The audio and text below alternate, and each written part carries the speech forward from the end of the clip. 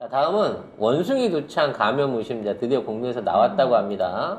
네, 국내에서 처음으로 확인됐는데요. 지금 의심 환자 2명에 대한 진단 검사를 진행하고 있습니다. 이 의심 환자는 해외에서 입국하는 과정에서 증상이 나타난 것으로 알려졌습니다. 방역 당국은 의심 환자가 발생하면 격리 입원 치료를 받도록 하고 접촉자에 대해서는 고위험군에 한해 21일간 격리를 검토 중이라고 합니다. 이제 그 원숭이 두창 치료제가 나와 있어요. 이미 그 테코비리마트라고 있는데 이거를 뭐 이제 도입을 한다고 하는데 진단 시약도 뭐 개발 중이라는 얘기가 있습니다만 문제는 이거를 이제 경증으로 취급하고 크게 위험 요소를 부각시키지 않고 있다는 거죠. 이미 이제 코로나는 어느 정도 90% 정도 완전 면역이 됐다라고 얘기를 할 정도로 끝나가고 있는 상황에서 과연 이게 팬데믹으로 이어질까 안 이어질까가 관심사입니다. 근데 이 결정을 24일 날 내려요. 내일 모레. WHO에서 지금 원숭이 등창을 위험 요소로 해서 올릴 거냐 아니면 무시해도 되는 수준으로 내릴 거냐라는 생각을 하고 있는데 저는 올린다고 봅니다. 왜냐면 WHO는 비상상태를 선포한다고요? 비상사태 선포를 할 가능성이 오히려 높다고 생각합니다. 왜냐면 이거는 WHO는 다 중국말 들어서 운영되고 있는 기관이기도 하고요. 또 더더욱 중요한 건 중국이 사실상 봉쇄 상태거든요. 나는 봉쇄했는데 니들은 왜 돌아다녀? 니들도 댕기지 마.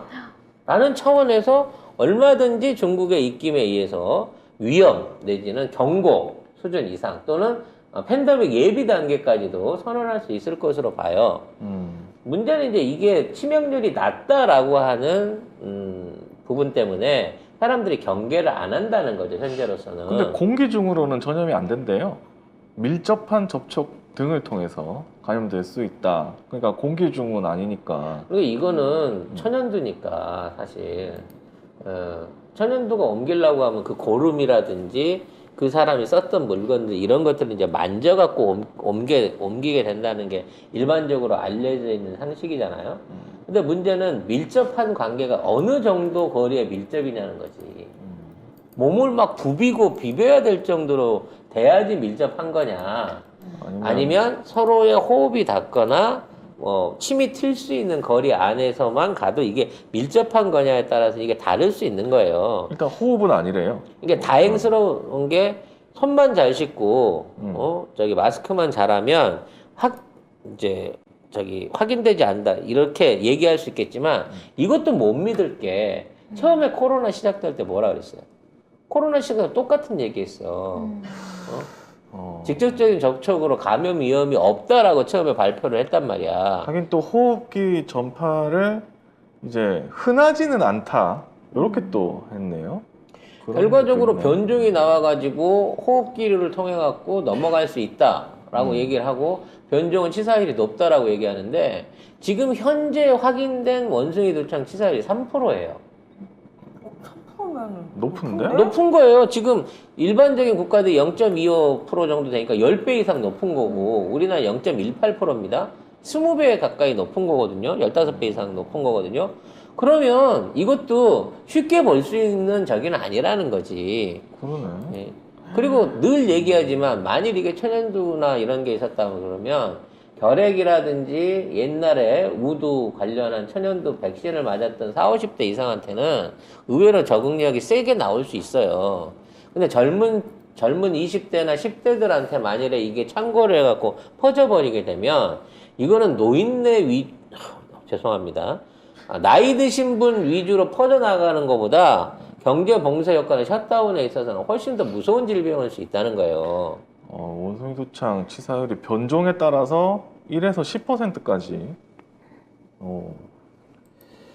무섭네. 아무튼 갑자기? 원숭이 두창을 우습게 보지만 결국 이거는 이 두창 자체가 일으키는 게 아니라 이러한 병이 있다라고 하는 선언에 따른 공포감 때문인 거거든. 이제 그동안 한번 원숭이 두창에 코로나에 당해본 국가들은 원숭이 두창이 있다고 하더라도 쉽사리 셧다운 하기가 쉽지 않을 거예요. 이게 경제적으로 얼마나 심각한 상황인 초래하는지를 알기 때문에. 그래서 인플레이션 상황에서는 더더욱 이게 힘든 거야. 어떻게든 소비를 늘려야 되는 입장이니까. 그래서 만일에 24일 날 WHO에서 여기에서 위험한 경고 메시지를 내게 된다고 하면 이게 세계 경제에 미칠 영향이 출렁 한번 올 가능성이 있다는 거죠. 지금도 안 좋은데 지금도 가뜩이나 안 좋은데. 더 출렁한다고요? 어찌 됐거나 우리나라에도 들어왔다라고 하는 거가 사실화된 만큼 여기에 대한 방역 대책 내지는 이것들을 좀 선제적으로 준비를 해야 되는데 일단은 기다리고 두고 봅시다라는 차제로 가고 있는 거죠. 우리 정은경 청장님 어디 계신지 모르겠어요. 네. 퇴임하셨으니까.